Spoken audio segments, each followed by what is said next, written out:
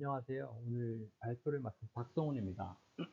저는 오늘 LMDA 넷이라고 하는 EEG 베이스 BCI 분류에 있어서 좀 제너럴하게 사용할 수 있는 그런 네트워크를 개발한 논문에 대해서 발표를 드리려고 합니다. 오늘 발표드릴 논문은 뉴로이미지라는 저널에 게재가 된 논문이고요. 이 논문은 이번 달에 이제 게재가 된 굉장히 따끈따끈한 논문입니다. 뉴로이미지는 임팩트 팩터 7.4 그리고 상위 약 10% 정도에 해당하는 굉장히 유명하고 좋은 저널입니다. 적인 설명을 하기에 앞서서 좀 간단한 백그라운드를 설명하고 이제 넘어가자면, 우리가 BCI에서 뇌파를 측정해서 이걸 가지고 뭔가 명령으로 이제 변환하기 위해서는 피처라는 걸 이제 추출을 해야 되는데, 우리가 보통 측정하는 EEG 데이터는 이렇게 타임 도메인 상에서 로우 데이터 형태로 존재를 하고, 이거를 바로 사용할 수가 없기 때문에 이거를 뭔가 우리가 어떤 특정 클래스를 나눌 수 있는 그런 피처 값이라는 걸로 우리가 익스트랙션을 해야 됩니다. 그래서 예를 들면 어, 이런 템포럴 도메인에 있는 신호들을 가지고 FFT를 해서 PSB를 계산한다든지 이런 것들을 할 수가 있겠죠. 그런 게 이제 피처라는 값이 될 거고, 그 피처 값에 따라서 클래스가 결정되고 할 텐데, 이 EEG를 가지고 피처를 계산하는 데 있어서 이제 다들 아시다시피 여러 문제들이 있습니다. 대표적인 걸로는 낮은 SNR이라던가 아니면 스페셜 레졸루션이 낮다던가, 또는 이제 실험마다 이제 다 각기 다른 피처들이 필요하다던가 하는 문제들이 있습니다. 그래서 항상 이제 태스크나 아니면 어떤 패러다임을 사용하느냐에 따라서 그때그때 이제 특화된 피처를 계산을 하고, 이제 그런 피처를 계산하는 알고리즘을 또 짜야 되기 때문에 이게 굉장히 이제 품이 많이 들어간다라는 것이 대표적인 문제가 되겠습니다. 그래서 이런 문제들을 좀 극복을 하고자 이제 뉴럴 네트워크 이제 개발하는 쪽에서 이제 개발하는 그런 연구자들이 여러 태스크라던가 그런 패러다임에 구애받지 않고 좀 대체적으로 그래도 제너럴하게 적용할 수 있는 그런 네트워크들을 몇 개 제안을 했는데요. 대표적인 게 EEG넷, 그리고 컨브넷, 우리가 또 다른 이름으로 쉘로우넷이라고도 불리는 이런 네트워크들이 있는데, 이 네트워크들의 단점이라고 한다면, 어, 먼저 이런 네트워크들은, 위에서 말씀드린 네트워크들은 템포럴 도메인 그리고 이 스페셜 도메인에 대해서 각각 따로 처리하도록 이제 디자인이 되어 있기 때문에, 이런 게 좀 하이 디멘전 피처를 계산하기에 좀 적합하지 않을 수 있다라고 이제 저자들이 주장을 하고 있고요. 그 다음에 두 번째로는 EEG 이런 생체 신호, 특히 EEG의 특성상 데이터가 이제 굉장히 적은데, 이런 게 딥한 구조의 뉴럴 네트워크를 훈련시키기에는 굉장히 모자랄 수 있다라는 점들을 들면서 이제 이 저자들이 이 논문에서 한 일들의 장점을 강조를 하고 있습니다. 그래서 이 저자들이 여기서 뭘 했냐면, 이제 가벼운 뉴럴 네트워크를 이제 만들었다는 거예요. 근데 이 가벼운 뉴럴 네트워크뿐만이 아니라 가볍다는 것만 장점이 있는 게 아니라 멀티 디멘전을 그리고 어텐션을 사용을 해서 이제 이 네트워크를 디자인을 하였습니다. 요거는 뒤에서 좀 더 자세히 설명드리겠고요. 그리고 개발된 이 모델을 가지고 성능을 평가하고 비교하는데, 이제 4개의 서로 다른 데이터셋을 가지고 평가를 했고, 그 다음에 이 EEGnet 그리고 컨브넷과 합계 성능을 또 비교를 했습니다. 그래서 더 낫다라는 것을 또 보여주었고, 마지막으로는 이 사람들이 사용한 데이터셋이 이제 ERP 그리고 ERD, ERS, MI 데이터인데, 이거에 대해서 피처를 어떤 식으로 이제 비주얼라이제이션 할 수 있는지 이것도 함께 보여주었습니다. 그래서 여기서 사용된 데이터는 다 오픈 데이터셋이고요. 총 4개의 데이터를 사용을 했습니다. 근데 요 위에 3개는 다 MI 데이터고요. 마지막 거는 에러 릴레이티드 포텐셜이라고 해서 이것도 ERP 데이터입니다. 그래서 3개의 MI 데이터 그리고 하나의 ERP 데이터를 사용했다는 점을 이제 알고 가시면 좋을 것 같고, 그 다음에 하나 또 추가적으로 사용한 채널 개수를 보시면 첫 번째와 마지막은 한 22개 그리고 56개로 좀 평범한 축인데, 두 번째, 세 번째는 3개 그리고 118개로 굉장히 적거나 굉장히 많은 채널 수를 갖고 있습니다. 요거가 또 이따가 리절트 설명할 때 필요한 정보이기 때문에 요거까지 기억해 주시면 좋을 것 같습니다. 프리 프로세싱은 별거 없고요. MI는 그냥 밴드패스 필터링 하고 노멀라이제이션 진행을 했고, EIP 데이터는 밴드패스 필터링 적용하고 베이스라인 커렉션 진행을 했습니다. 그리고 성능 지표로 두 가지를 사용을 했는데 좀 특이하게 좀 사용을 했습니다. 그래서 네트워크를 총 300번의 트레이닝 에포를 돌리면서 네트워크 훈련을 하고, 그때 각 에포마다 갖고 있는 테스트 데이터를 가지고 이제 성능 평가를 합니다.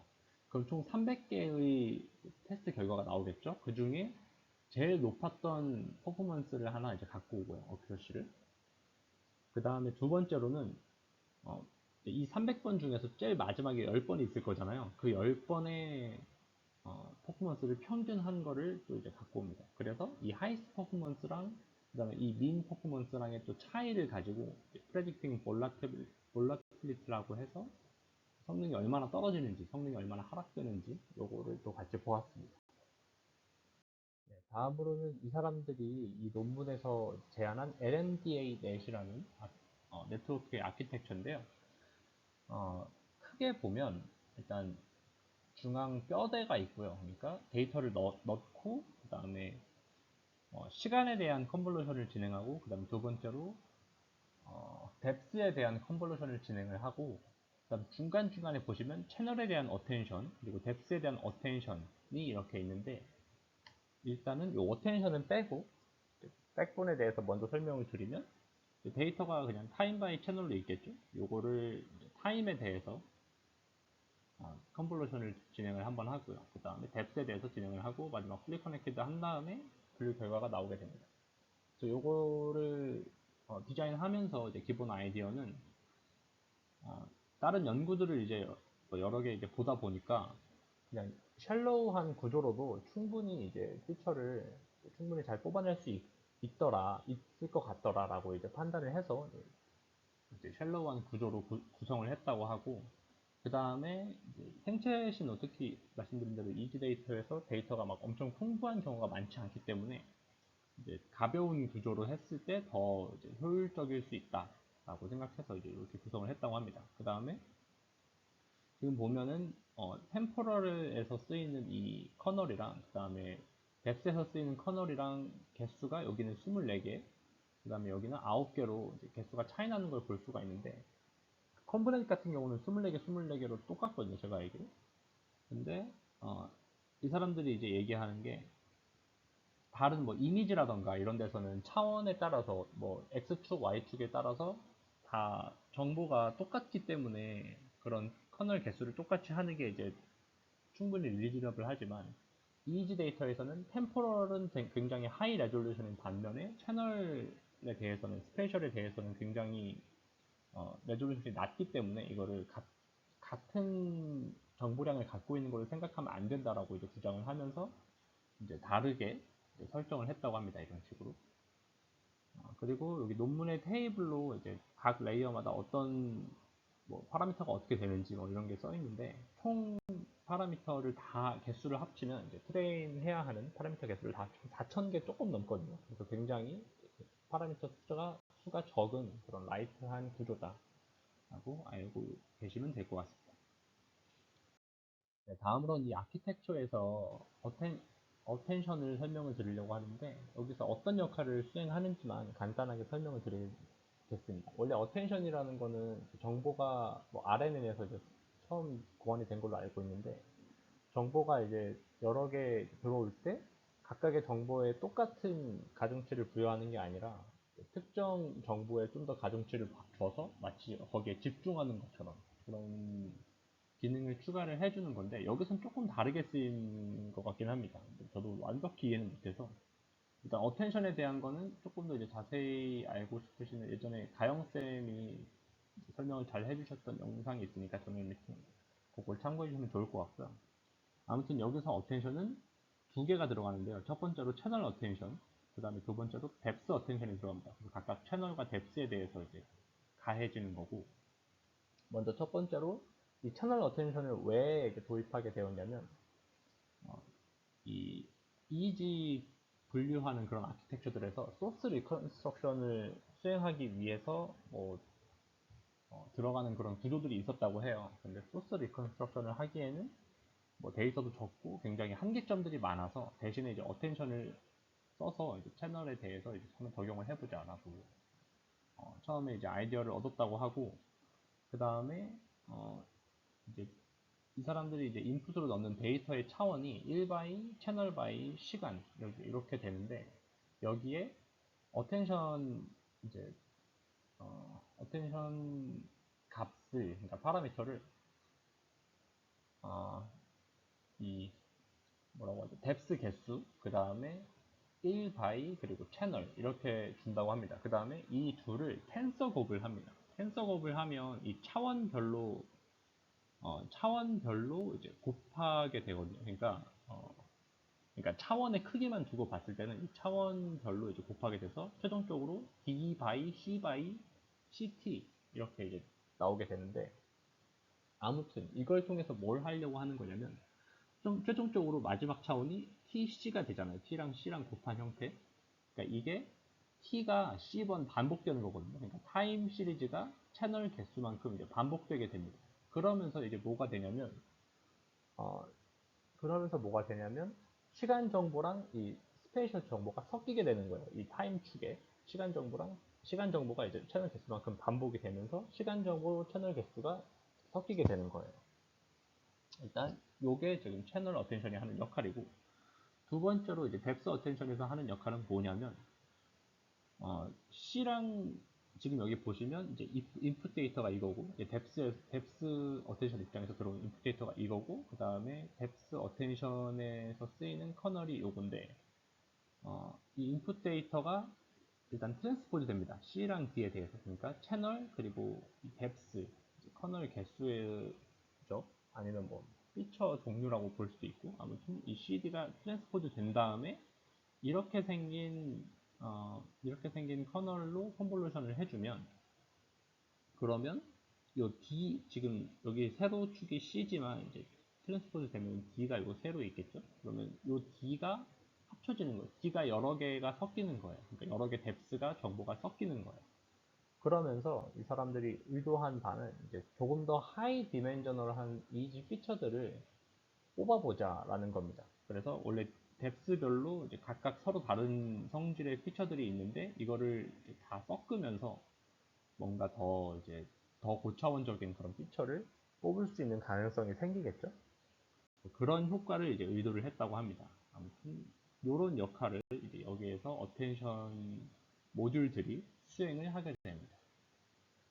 여기까지 모델에 대해서 설명을 드렸고, 이제 그래서 그 모델을 가지고 이 데이터셋에 대해서 평가한 결과가 어떻게 되느냐가 궁금하실 텐데, 그에 대한 결과들이 이제 아래 나와 있습니다. 그래서 아까 말씀드린 세 개의 MI 데이터들에 대해서는 카파 밸류라는 거를 가지고 성능 평가를 했고요. 그 다음 마지막에 ERP 데이터에 대해서는 에어리아 언더 커브, 그러니까 AUC를 가지고 성능 평가를 했습니다. 둘 다 높을수록 좋은 값이고, 이 세 개 MI 데이터에 대해서는 제가 채널 개수를 그냥 좀 참고로 그냥 적어놨습니다. 그래서 어떻게 이 그래프를 보면 되냐면, 이 색깔별로 일단 다 다른 알고리즘들이고요. 지금 여기 제일 진한 이 보라색이 이 사람들이 제안한 LMDA 넷의 결과입니다. 그리고 이 진하게 색칠된 부분, 그리고 여기 빗금 쳐진 부분이 있는데, 이게 각각 뭐냐면, 빗금 쳐진 이 제일 높은 포인트가 이제 아까 앞서서 두 가지의 매저를 성능 평가에 썼다고 말씀드렸죠. 하이스트 퍼포먼스가 여기 제일 빗금 쳐진 제일 위에 부분 값이고, 그 다음에 이 진하게 색칠된 부분이 그 마지막 10개 트레이닝 에폭의 결과를 평균한 결과입니다. 그래서 이 빗금 쳐진 부분이 이제 네, 어쨌든 요 바 전체의 크기가 높이가 높을수록 좋고, 그럼 이제 하이스트 퍼포먼스가 높다는 거니까요. 그 다음에 이 빗금 쳐진 부분이 작을수록, 그러니까 이 색칠된 부분이 넓을수록 이 정확도 감소 폭이 적었다는 겁니다. 그래서 둘 다 어쨌든 높을수록 좋은 거고요.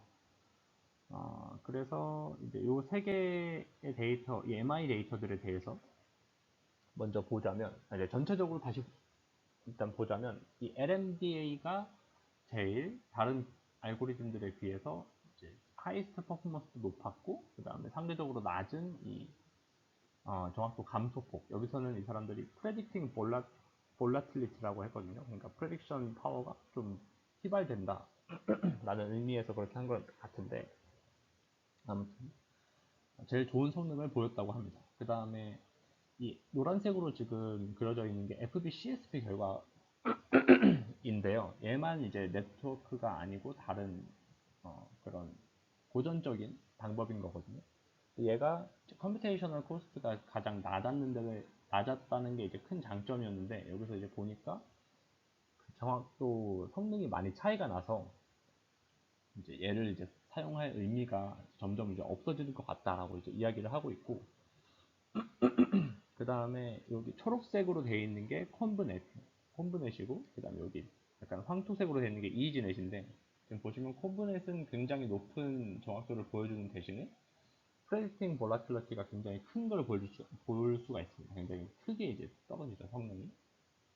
반면에 이지넷은 하이스트 퍼포먼스는 좀 낮지만 정확도 감소는 이제 좀 적은 거를 보여주고 있어서 이런 일장일단이 있더라라는 것을 이제 볼 수가 있고, 여기 가운데에 있는 두 개의 데이터셋을 보면은 얘는 이제 3개 채널만 썼을 때, 그리고 3개 채널만 있는 데이터, 얘는 118개의 채널이 있는 데이터인데, 지금 보시면 굉장히 적은 채널만 있거나 아니면 많은 채널이 있는 데이터에서는 이 이지넷이랑 그리고 콤브넷이 잘 분류를 못하더라 라는 이야기를 또 하고 있습니다. 그래서 전체적으로 봤을 때 이제 또 EIP까지 다 봤을 때 전체적으로 LNDA, 이 사람들이 제안한 LNDA 넷이 꽤 좋은 제너럴라이즈드 된 그런 퍼포먼스를 보이고, 또한 낮은 이 정확도 감소, predicting volatility를 보이더라라고 이야기를 하고 있습니다.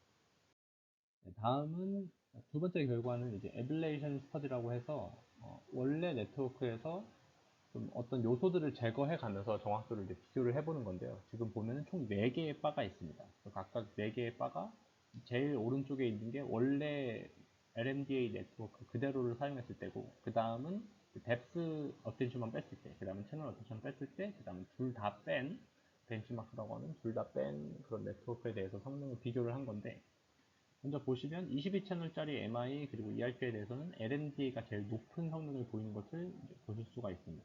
반면에 3채널 118채널 MI에서는 어텐션을 다 빼버린 이 벤치마크가 LNDA와 비교했을 때 비슷하거나 아니면 오히려 더 높은 그런 성능을 보이는 것을 볼 수가 있는데, 저자들은 이걸 가지고 어, 이 채널이 너무 적거나 너무 많아서 이 스페이셜 컴플렉시티가 너무 낮거나 너무 높은 경우에 대해서는 이 어텐션이 오히려 좀, 특히 이 채널 어텐션이 오히려 이제 성능 이제 잘 분류가 되는 것을 방해할 수도 있다 이야기를 하고 있고, 여기에서 이제 좀 일관적인 경향을 보이는 게 이 뎁스 어텐션이 빠진 경우인데, 보면은 다 LMDA에 비해서 다 일관적으로 어느 정도 성능이 떨어지는 경향을 항상 보이는 것을 확인을 할 수가 있습니다. 그래서 이 EEG 데이터 자체가 템포럴에 대해서 훨씬 아니구나. 네, 죄송합니다. 요건 죄송합니다. 네, 말실수고, 이 뎁스 어텐션 자체는 이 LNDA 네트워크에 있어서 굉장히 중요한 존재다라고 이제 이야기를 하고 있습니다.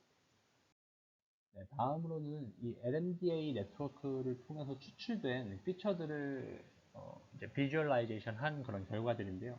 요거는 아이겐캠이라는 알고리즘, 원래 이제 개발되어 있던 알고리즘을 이제 저자들이 조금 더 수정해서 이제 그린 결과고요. EIP 데이터에 대한 결과입니다. 맨 위에 보시면 지금 EIP 신호를 지금 플러팅을 해놓은 것을 볼 수가 있고, 이게 ERP가 에러 릴레이티드 포텐셜이라고 아까 말씀드렸는데, 그래서 클래스가 커렉트한 피드백을 받았을 때, 그리고 에러 피드백을 받았을 때, 이렇게 두 개 클래스가 있습니다. 그래서 여기에 보시는 이 노란색 그리고 빨간색 선이 이 각각 클래스에 대한 반응이고 평균된, 그 다음에 흰 색깔 점선이 이 두 개 클래스에 대한 차입니다. 그리고 여기 뒤에 배경으로 지금 파란 색깔이 막 표시되어 있는 걸 볼 수가 있으신데, 요게 이제 피처를 타임 도메인에 대해서 이제 추출된 피처를 타임 도메인에 대해서 이제 뿌린 그런 결과입니다. 그래서 보시면 커렉트한 피드백에 대해서는 여기 200ms 정도에서 굉장히 어, 이제 다른 영역에 비해서 많이 차이 나는 그런 피처 값을 띄는 것을 볼 수가 있고, 이 에러 피드백에 대해서는 여기 350ms 정도에 대해서 큰 값을 보이는 것을 확인할 수가 있는데, 지금 보시면 이 흰색 점선이 굉장히 크게 변화하는 부분이 여기 이런 이제 딱 맞게 떨어져 있죠. 그래서 이게 이제 생리학적으로도 굉장히 맞는 그런 피처를 이제 잘 추출해내고 있다라고 이제 이야기를 하고 있고, 이 시점의 데이터들을 이제 토포맵으로 또 그려보니까 에러 피드백인 경우 그리고 커렉터 피드백인 경우에 대해서 200mm에서는 이제 별 차이가 없는 반면에 이 365mm에 대해서는 두 클래스 간에 굉장히 큰 차이가 나는 것을 이제 확인을 할 수가 있었다고 합니다. 그리고 요거는 이제 이전 다른 논문들에 대한 결과와도 뉴로사이언티픽한 그런 결과와도 굉장히 일치하는 결과라고 하고, 일단 요 맨 아래에 있는 거는 이 네트워크에서 추출된 스페셜 피처에 대한 결과입니다. 그래서 스페셜 피처를 토프맵 위에 이제 덮어서 그려봤을 때 200ms에서는 이제 이런 식으로 이제 차이가 나는 것을 볼 수가 있고, 365mm에서는 이런 식으로 더 크게 차이가 나는 것을 볼 수가 있었다고 합니다. 그리고 피처 값들이 이제 이 뒤통수 부분에 많이 분포가 되어 있는데, 크게 차이 나는 부분들이 뒤통수에 많이 분포가 되는 것을 볼 수가 있는데, 뒤통수에 우리가 알다시피 비주얼 콘텍스트도 위치를 해 있고, 이런 비주얼 어텐션에 대해서 뒤통수 부분들에서 이제 많이 차이가 나는 것들이 보고가 되었었다고 합니다. 그래서 그런 것들과도 이제 일치가 되면서 이 저자들이 제시한 네트워크가 생리학적으로도 굉장히 말이 되는 그런 결과들을 보이고 있다라고 이야기를 하고 있습니다. 그리고 마지막으로 에바이 데이터셋에 대해서 이제 스페셜 피처를 비주얼라이제이션 한 결과인데요. 두 명의 개별 피험자에 대한 결과를 보여주고 있고, 위의 피험자는 총 4클래스입니다. 일단 4클래스 데이터를 가지고 한 건데, 위의 피험자는 계속 이제 높은 성능을 보였던 피험자고, 아래 피험자는 계속 낮은 성능만을 보였던 피험자인데, 지금 보시면 이제 이 스페셜 피처 값이 각각 채널에 대한 웨이트 값을 반영을 한다고 해요. 그래서 지금 보시면 잘 됐던 피험자는 C3, C4 부분에 굉장히 크게 값들이 이제 나타나는 것을 볼 수가 있는 반면에, 잘 안 됐던 피험자는 C3, C4에는 거의 이제 찾아볼 수가 없고, 거의 이제 뒤통수 부분에 많은 값들이 이제 집중되어 있는 것을 볼 수가 있습니다. 그래서 이 피처가 이제 스페셜 피처가 말이 되게, 그러니까 뉴로사이언티픽하게 말이 되게 추출이 잘 되고 있다라는 것을 이제 보여줄 수가 있다고 하고, 요 A3 피험자 같은 경우에는 이제 이전 다른 연구에서도 이렇게 플라팅이 된 적이 있는 그런 피험자인데, 지금 이 저자들이 여기서 이제 구한 결과랑 그 다른 이전 논문의 결과랑 이제 비교해 봤을 때 이제 상당히 잘 일치가 한다고 합니다. 그래서 이 사람들이 이제 최종적으로 계속 얘기하고 있는 것은 LMDA 네트워크가 굉장히 좋은 성능을 낼 뿐만 아니라 생리학적으로도 계속 말이 되는 그런 피처들을 뽑고 있는 거다. 그러니까 이게 뭐 우연에 의한 결과라거나 뭐 오버피팅이라든가 이런 게 아니다라는 것을 계속 이야기를 하고 있습니다. 네, 디스커션입니다. 그래서 이 저자들은 논문에서 이제 일반적인 목표로 사용할 수 있는 굉장히 가벼운 멀티 디멘전 어텐션 네트워크를 개발을 했다라고 이야기를 하고 있고요. 그 다음에 굉장히 적은 수의 파라미터만을 이제 사용을 하면서 어텐션 모듈을 사용을 해서 디코딩 능력을 향상시킬 수 있었다라고 이제 이야기를 하고 있고, 그리고 마지막으로 어, ERP 아니면 뭐 Endogenous Activity, MI 같은 ERD, ERS 같은 그런 거에 대해서 다 이제 사용을 할 수가 있는 그런 비주얼라이제이션 알고리즘을 또 자기들이 제안을 했고, 또 잘 된다는 것도 보여주었다라고 이제 이야기를 하면서 이 논문의 장점들을 이야기를 하고 있고요. 그 다음에 마지막으로 아마 이 논문 리뷰를 하면서, 그냥 추측인데 논문 리뷰를 하면서 되게 비슷한 논문에 대해서 같이 디스커션을 하라고 요청을 받았던 것 같아요. 왜냐면 2023년 똑같이 논문인데 요거 논문에 대해서 비교하는 단락이 이제 있더라고요. 그래서 컨포머라고 해서 얘도 똑같이 CNN 기반 아키텍처와 그리고 어텐션을 이제 사용했던 알고리즘인데 이거랑도 이제 간단히 비교를 했습니다. 그래서 어떤 점이 차별화되는지 이야기를 하고 있는데 자기네들이 개발한 LMDA 네트워크 같은 경우에는 채널 뎁스에 대한 어텐션 모듈들을 따로 둬서 했던 반면에 이 컨포머에서는 콘브넷이랑 트랜스포머 모델을 합치면서 굉장히 파라미터도 많고 그렇다라고 이야기를 하고 있고 그래서 이어지는 내용인데 자기네들이 개발한 거는 뭐 한 몇천 개 정도의 파라미터밖에 없는 반면에 컨포머에서는 이제 한 천만 개, 몇 천만 개의 파라미터들이 있다고 합니다. 훈련시켜야 되는. 그리고 자기네들이 한 거는 이제 트레이닝 에포도 최대 300회까지만 했던 반면에 컨포머에서는 이제 최대 2000번까지 돌려서 했다고 합니다. 그래서 굉장히 최근에 개발된 비슷한 컨셉의 네트워크임에도 이러한 점들에서 장점이 있는 것을 확인을 할 수가 있습니다. 근데 아마 성능은 이 콘포머가 더 좋지 않았나 싶은 게 성능에 대한 이야기는 따로 없어서 아마 그 점이 이제 좀 차이점이 됐을 수 있을 것 같습니다. 네, 마지막으로 아이디어는 이, 이 논문에서 사용된 네트워크에 대한 코드나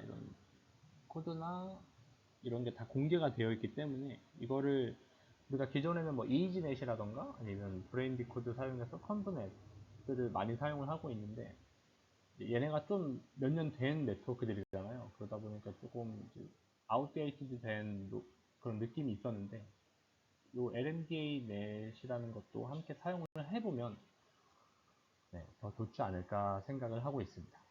발표는 여기까지고 긴 발표 끝까지 들어주셔서 감사합니다.